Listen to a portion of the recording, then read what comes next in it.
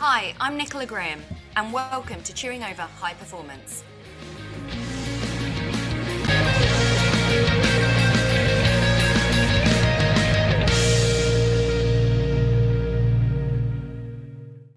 In this episode, we'll be exploring the question, is data key to MSK performance, with Rhys Carter, one of the co-founders of Carter & George Physiotherapy practice. But first, thanks to our sponsor, Nucal. Nucal is a comprehensive practice management system for allied health practices and clinics, ranging from small to large, as well as multi-location. Nucal is designed to deliver both clinical and management perspectives, so practitioners, practice managers, and business owners can achieve their desired outcomes. Nucal understands the importance of performance and therefore looks to deliver these results for you. Nucal would like to offer the first 100 listeners an exclusive 25% discount on their data conversion migration for 2024. Just visit nucal.com/promotions/MSK24 to start a free trial with the coupon code MSK24, and you'll receive 25% off your first data conversion and migration. Thank you, Nucal, for your support for the MSK industry. In this episode, I'm joined by Rhys Carter, one of the co-founders of Carter & George practice, whose business partner is Jamie George, the current England rugby team captain.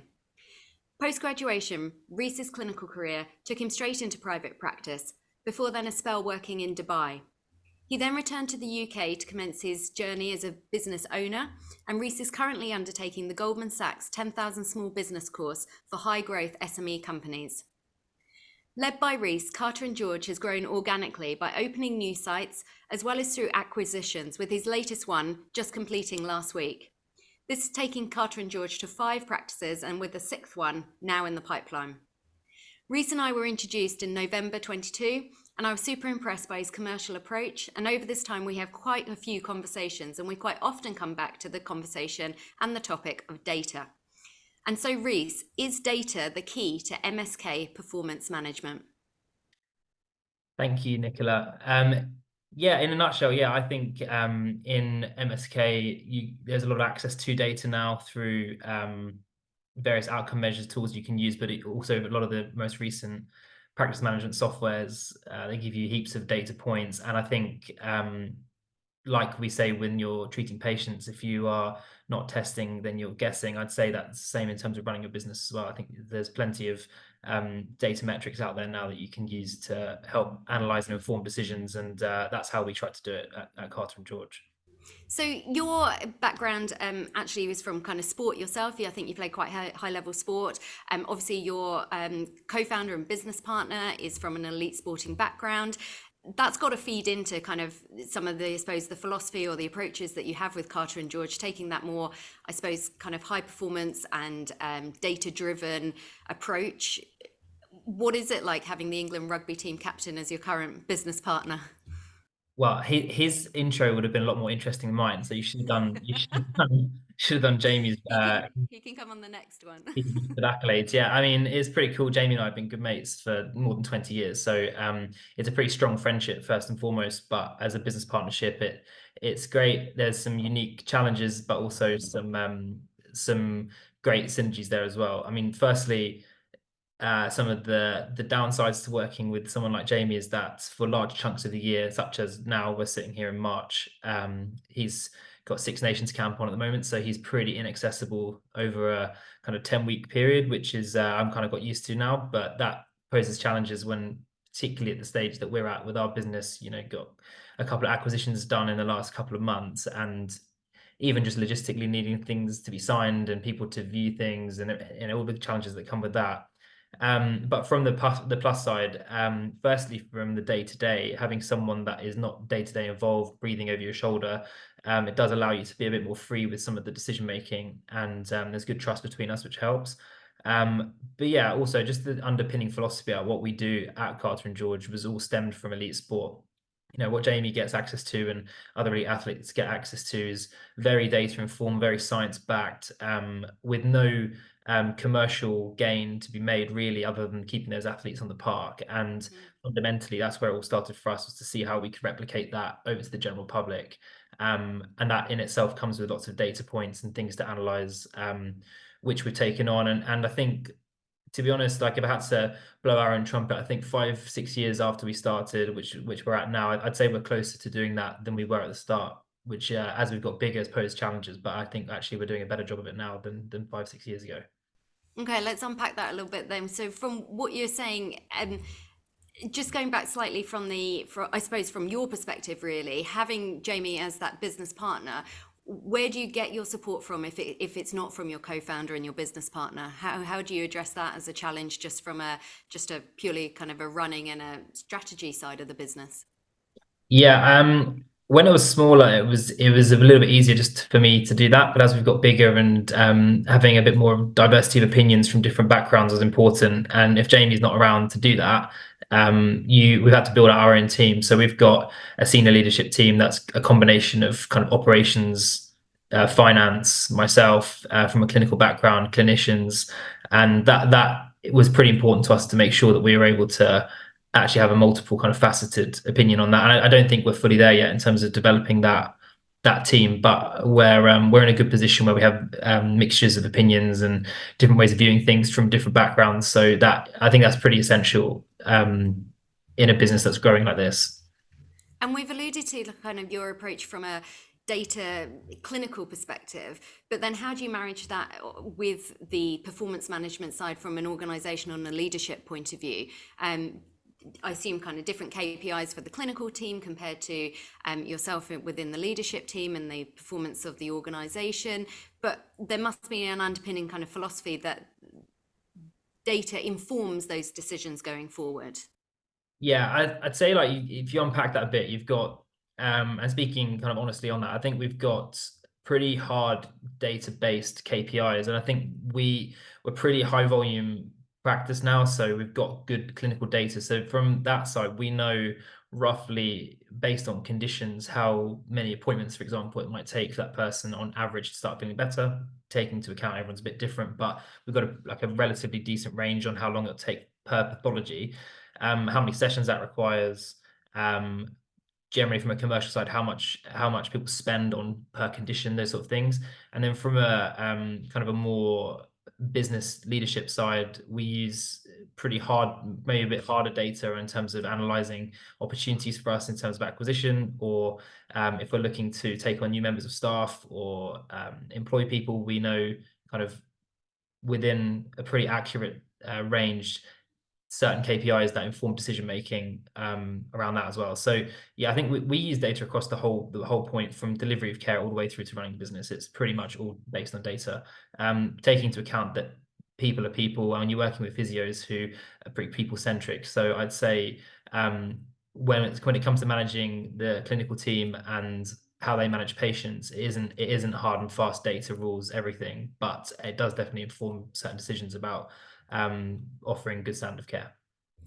And I was always really, as I say, kind of impressed from when we first met of how much that featured within your approach. Where does that come from? Why? Why was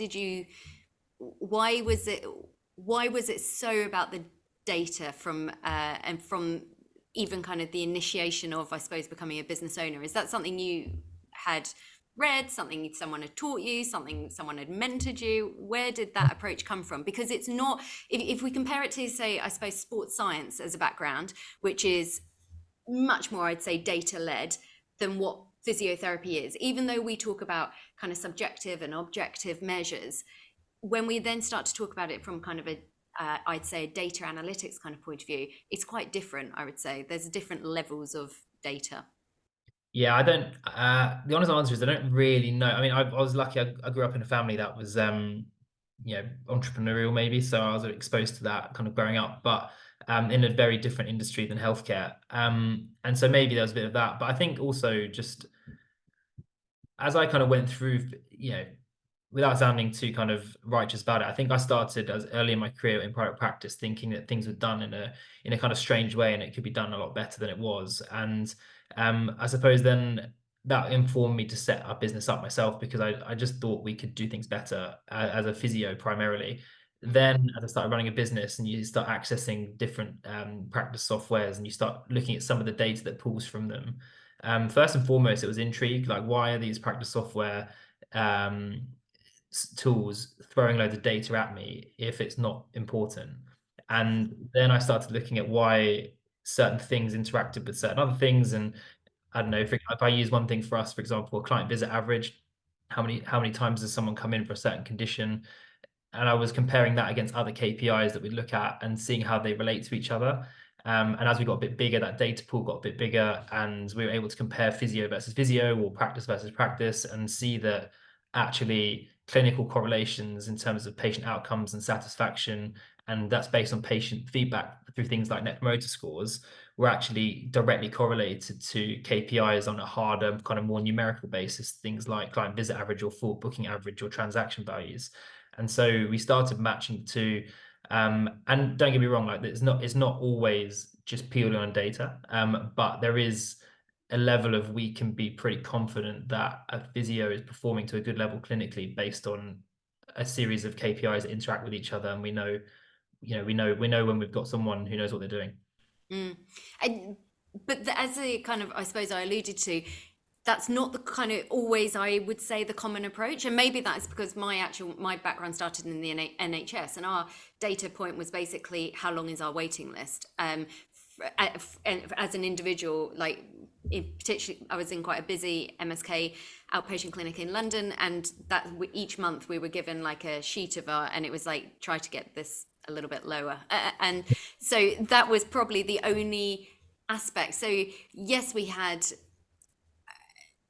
As I say, it just felt limited, and as I suppose, I don't. It's just trying to understand from my perspective, is that in you around data, or actually the fact that you kind of go, if you went straight into private practice, you're not biased by different public health systems versus private health systems, so you went kind of, you straight into that kind of commercial environment and what that looks like, and I suppose the differences within those health systems.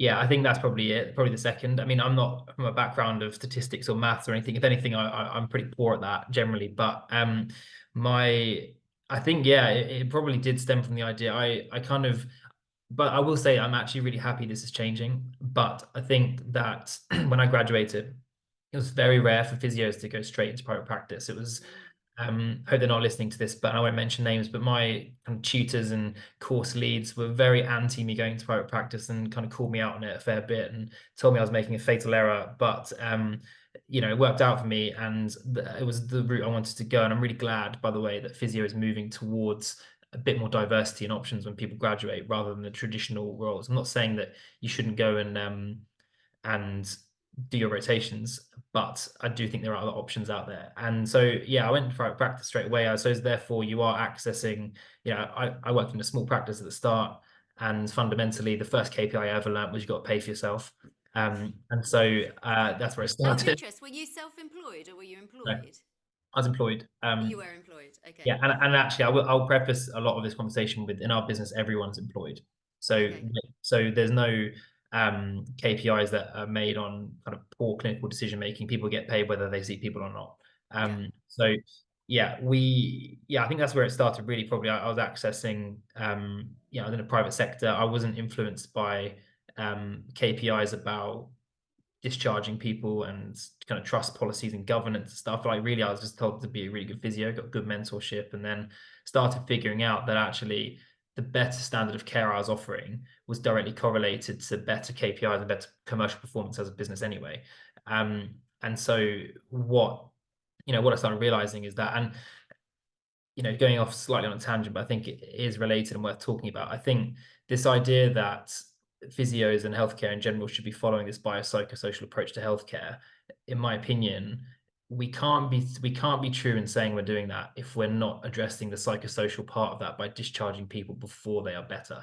And I get that there is a funding and governance issues in the NHS that make that tougher. But I do think that for us to offer a really good standard of care, sometimes that does require people to come in for 6 weeks, for example, for a pathology to work with physios to get better. And in my opinion, and by the way, the data stacks up for this, both in patient feedback and outcome measures, that delivering a good standard of care generally performs well commercially and the patient outcomes and Mm. patient experience.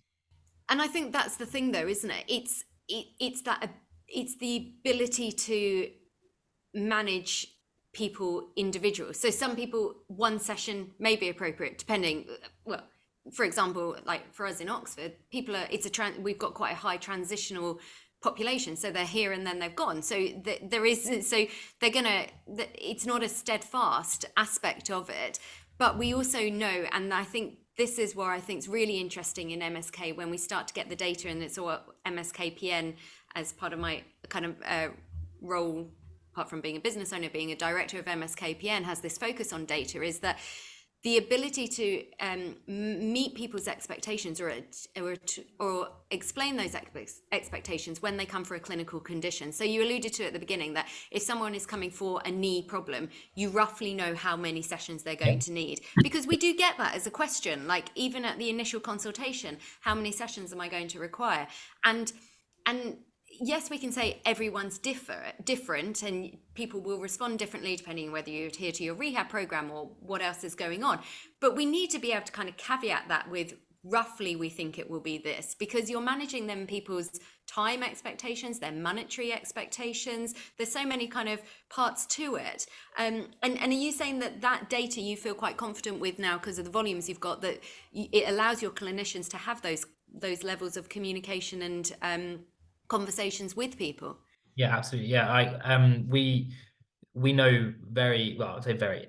Everyone's slightly different, but we know pretty accurately the investment required from that person and time and, I don't know, let's say session number on average to hit certain criteria for return to play or for I don't know, return to function or whatever their goal is. We've got enough data on that to know what we'd expect. And we're again, to balance that with the more human side, it's a soft KPI for us because people are different. Like I just mentioned a minute ago, the biopsychosocial approach, if we truly adopt that, would mean that there are people that it's not just a physical condition that is the reason they're in there. There might be other reasons that you need to kind of unpack. And so there are people that are on the high end of those kind of averages. There are people on the low end of those averages. But across a big data set, across a 6 to 12-month period, you can be pretty confident that the majority fit within a relatively kind of specific range of what that will look like in terms of getting that person to achieve their goals. So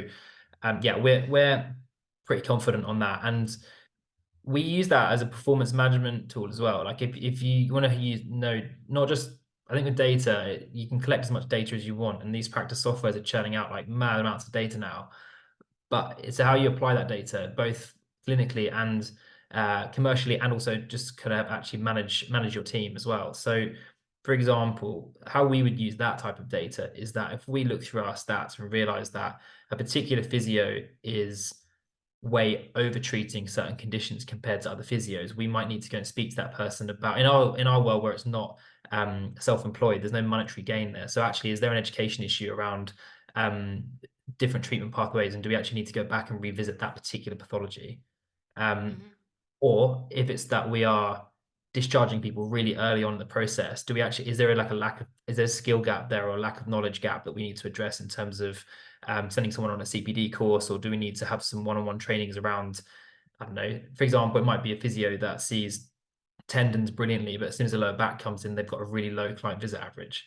If that's the case, perhaps we need to spend some time teaching them around lower back pain and formulating some treatment plans there. So that's the real life use of that data. And now that you are growing, you're obviously also coming across clinicians with varied backgrounds and experiences themselves as well, Yeah. and their own biases, which we all have. And how do you start to kind of challenge that, I suppose, internally, to relate it to your culture and your philosophy and the data that you can kind of support that with, when people haven't had data hasn't been a part of their clinical journey to date? How do those conversations go? It's a good question. Not always well. But I think I'm a big believer that physios shoot themselves in the foot a lot of the time by not embracing modern technology and kind of progression in science. We kind of love to be confident that we know what we're doing.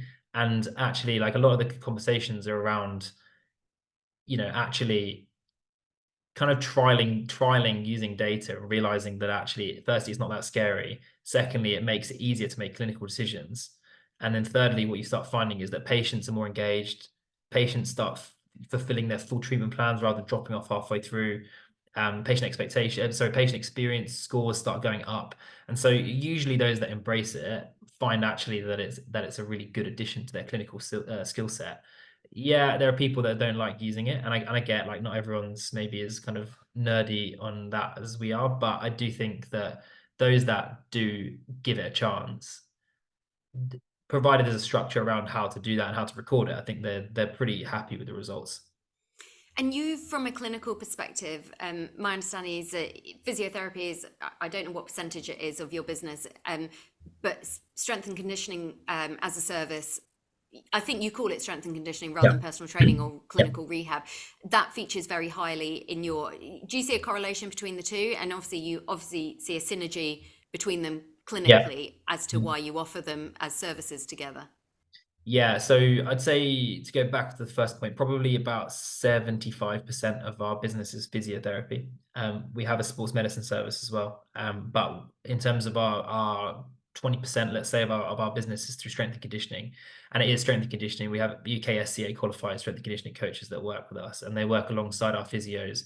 And alongside being the important word there, there's huge synergy in terms of working alongside each other. It's exactly what would happen in an elite sport environment. So we transferred that straight across. All of our practices have gyms accessible to them, and so which I appreciate, is fortunate that we have that. But we have S&C coaches in all of our practices, and we work firstly with them, but also like using the same data sets. If you want to kind of go down the data route again, we use data to inform when we transition to strength and conditioning. We use data, strength and conditioning, when we need to transition back to physio. We use data to inform when someone's ready to return to play. We use not only our own data, but we compare that against normative data for the population as well. So they are on the same boat in terms of how we actually apply and use data to make informed decisions. But in terms of like purely the soft side, the clinical side, like for me, it's a no-brainer. Those guys are very, very good at what they do, and particularly in our world, MSK sports injuries, they're invaluable to us. And again, just to pick up two things there, challenges of multidisciplinary working, because again, I think that's something that we've all come across is people sometimes feeling either challenged or threatened by different professions. But ultimately, you seem to have created kind of a philosophy where, or a culture where those two professions are working well together. Yeah. Do you find again, if people have come from different clinical backgrounds and that's not the approach that they're used to being, I suppose that, and I've talked before, I think we've talked about it, but I've talked with other people about that difference between autonomy and accountability within. So just because physio is classed as an autonomous profession doesn't mean that we're not accountable to either the organisation that we work in or the clinical care and the team that we're working with. Yeah. Um, are those challenges that you've noticed within the business, and how do you address those? Yeah, definitely. When people first start, there's always a little bit of, particularly physios, to be honest, more than S&C coaches. There's a bit of angst, and maybe that's because we're primarily a physio clinic. But physios have a little bit of angst around S&C coaches and kind of treading on toes and where does the lines blur. But like that comes down to culture. Like our physios are super clear on what their role requirements are. They know where their limitations are. I'm a physio, so I can say this. I think strength and conditioning coaches background and application of kind of particularly late stage rehab surpasses most physios anyway. So actually having S&C coaches with an expertise in that, and them knowing their role, the physios knowing their role, and then knowing where the kind of appropriate handover is, that's quite important. Because early on, what we'll start seeing when people first come to us is that physios will kind of hang on to people when they should be referred into S&C. S&C coaches tend to be a bit better at referring back into physio if they don't feel confident or something's not going right. But yeah, it has to be very clearly defined roles in terms of at what point do you transition into S&C, or when does S&C transition back into physio? And I do think that we're very fortunate. We've got a great culture where there's no real issues at all. We have a nice, maybe like if I'm being like slightly kind of confrontational, if you like, of some business models, I think one of the advantages are that we employ everyone.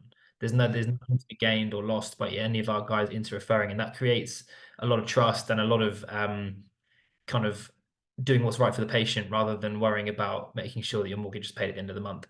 So Yeah, yeah, fair that's point. that does help. Yeah. And then the aspect that you said that you're fortunate to have gyms. Well, yeah, you're fortunate, but you could have stuck another treatment room there. So you've made a commercial business decision to give floor space and to give a fixed overhead cost to that gym. So you must be making a financial return on it. Yeah, because again, like you track the data, you can see that it works.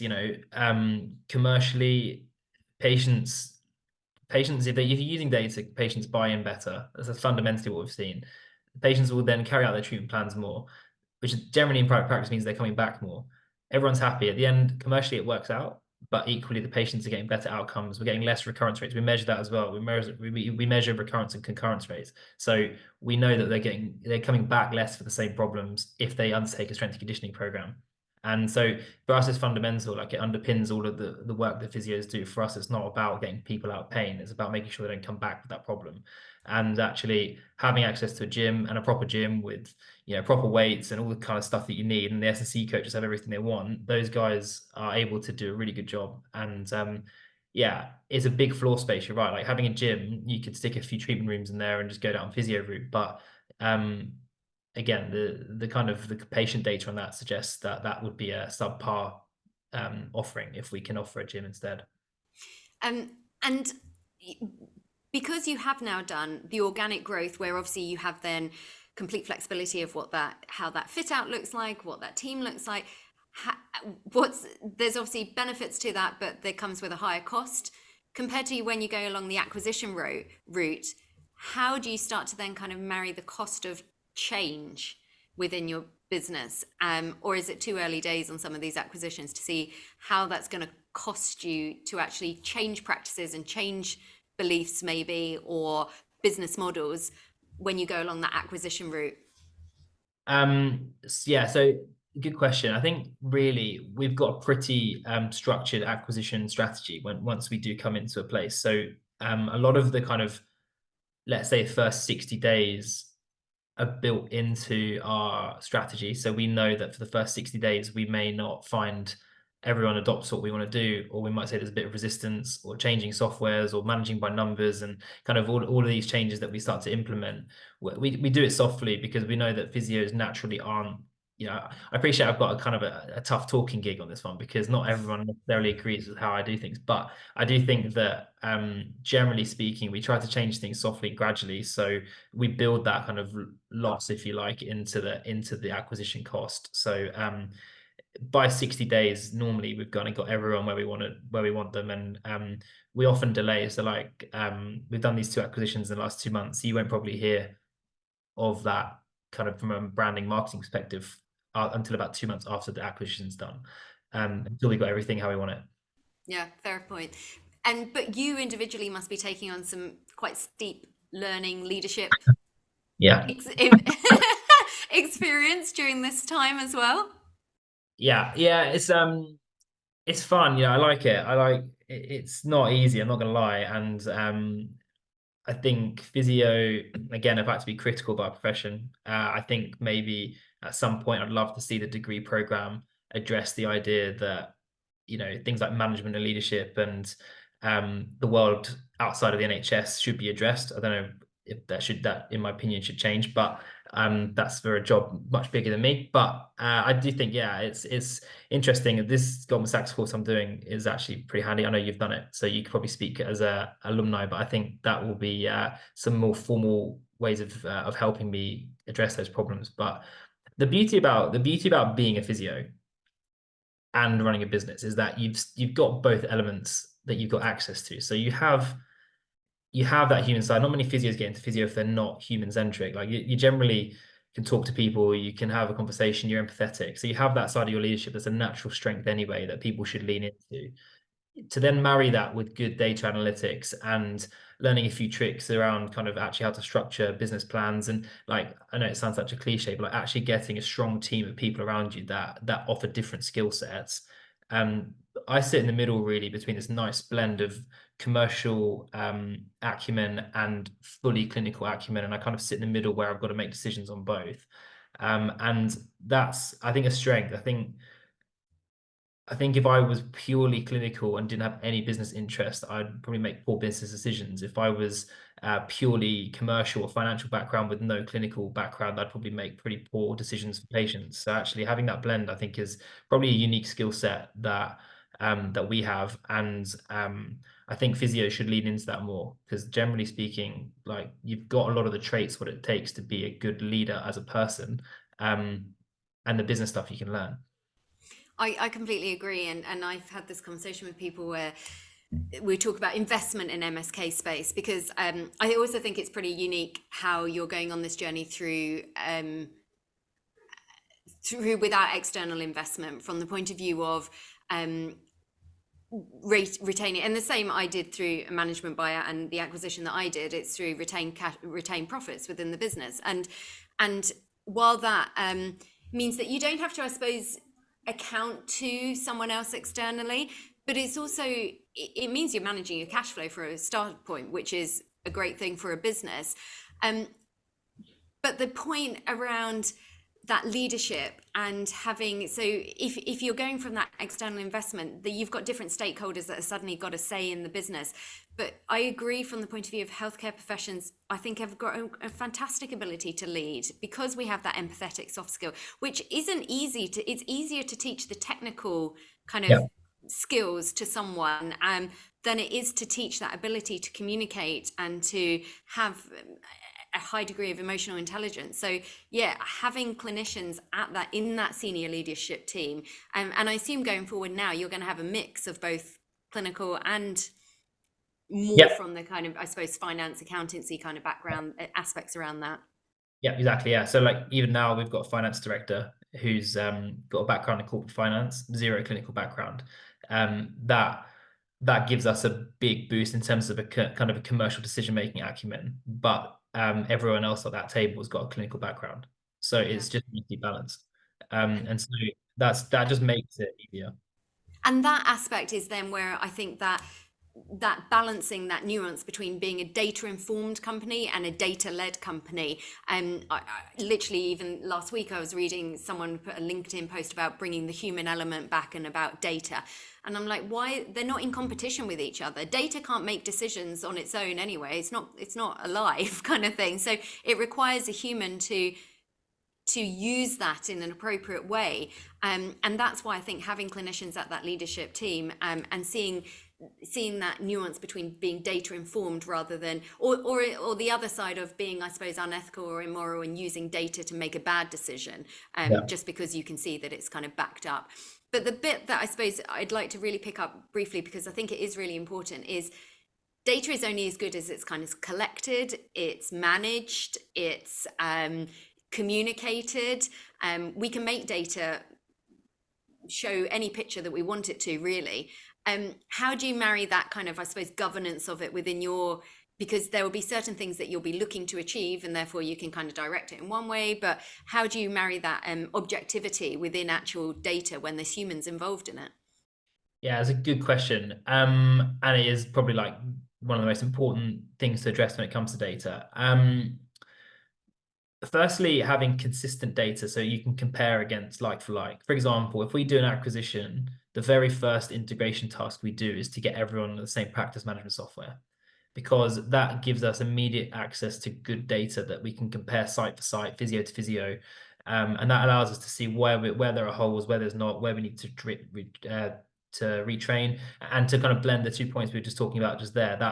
That is that data informed rather than data led, because that will give us the idea that, like an example I used earlier on, if it was data led, it'd be like, that person's not treating back pain as well as we should be.